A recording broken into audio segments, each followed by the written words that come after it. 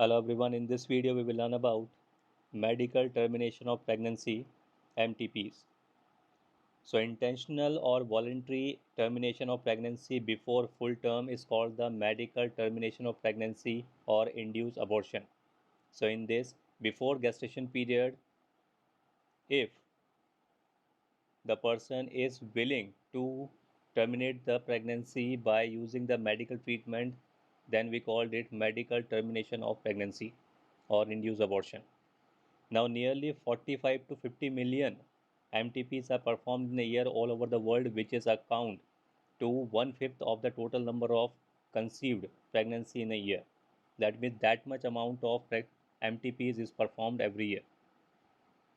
Now, obviously, this MTP has a significant role in decreasing the population, though it is not meant for that purpose. That means, no doubt, it is reducing the population number, but it is not made for this. Mean it is not that we are using this MTP for decreasing the population. Now we will accept it or we will reject it. It is a debate topic because in many countries, due to emotional, ethical, religious, and social issues, it is not accepting. Now, Government of India legalized the MTPs in 1971. That means since 1971 it is legal, but with some strict conditions so that we or the person will not misuse it. Now, such restrictions are all the more important to check indiscriminate and illegal female feticides, which are reported to be higher in India. So, just because in India lots of female feticides is observed, so for this, these restrictions are very much important. Now, why we are using this MTPs? So, obviously, it is get to rid of the unwanted pregnancy either due to the casual, unprotected intercourse or failure of the contraceptive use during the coitus or rape. So, if any person is using the contraceptive but it is failed either at the time of coitus or at the time of rape, so at that time these MTPs are required. Now, these MTPs are essential in the certain case where the continuation of pregnancy could be harmful or even fatal either to the mother or to the fetus or for both. So, if the pregnancy is harmful for fetus, for the mother or for both, so at that time also we are using the MTPs. Now, this MTP is considered relatively safe during the first trimester, that means up to the 12 week of pregnancy. So, if any female is using this MTP within 12 weeks of pregnancy, at that time it is safe. Now, if the MTP is performed in second trimester, so it is so much risky. One disturbing trend observed is that the majority of MTPs are performed illegally by the unqualified quacks. That means by unqualified persons it is performed, so it is not safe, but it is fatal too. Now, another danger state is the misuse of amniocentesis to determine the sex of a unborn child. So, just because the amniocentesis is used for determining the sex of a unborn baby, so at that time also it is misused. So, frequently, if the fetus is found to be female, it is followed by the MTP. So, basically, in India, if parents knows that fetus is a female, at that time they will go for the MTPs. So, such practice should be avoided because these are dangerous both for the young mother and the fetus. So, that is why it should be avoided. And effective counseling on the need to be avoid unprotected coitus and risk factor involving in the illegal abortion as well as providing more healthcare facilities could reverse the mentioned unhealthy trend.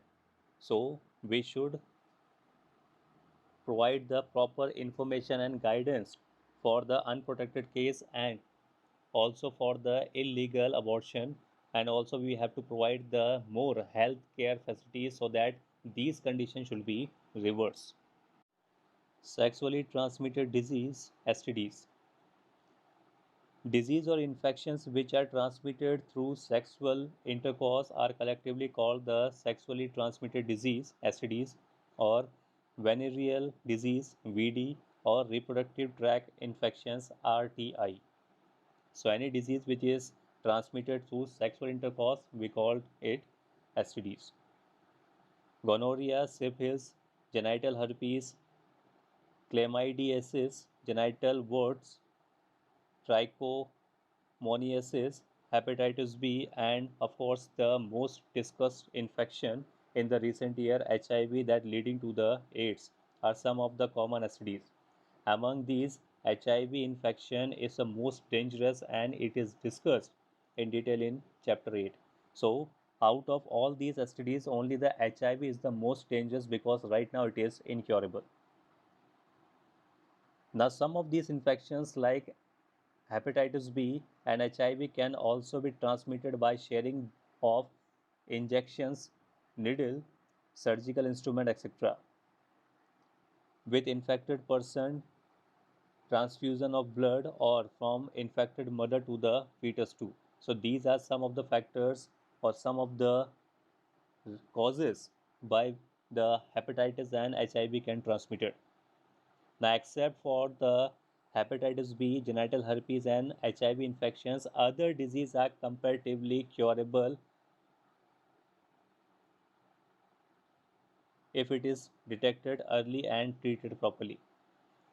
So, if any person it is suffering from other disease except the hepatitis B, genital herpes, and HIV infection, so other diseases are completely and it is comparatively curable if any person is taking the proper treatment. Early symptoms of most of these are minor and include the itching, fluid discharge, slight pain, and swelling, etc., in the genital region. So, if any person is having a fluid discharge, any itching, any slight pain, or swelling in the genital area, then we can easily detect that the person is suffering from the STDs. Now, infected females may often be asymptomatic and hence may remain undetected for a long. So, just because in females these symptoms are not appearing so much, so that is why these females are basically undetected for a long time.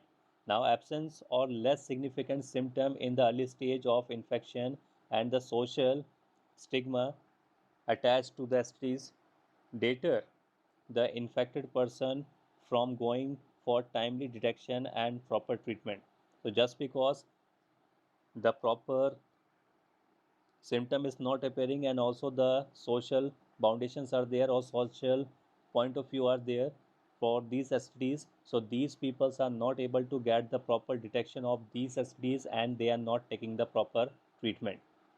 Now, this could lead to complication later, which include pelvic inflammatory disease, PID, abortion,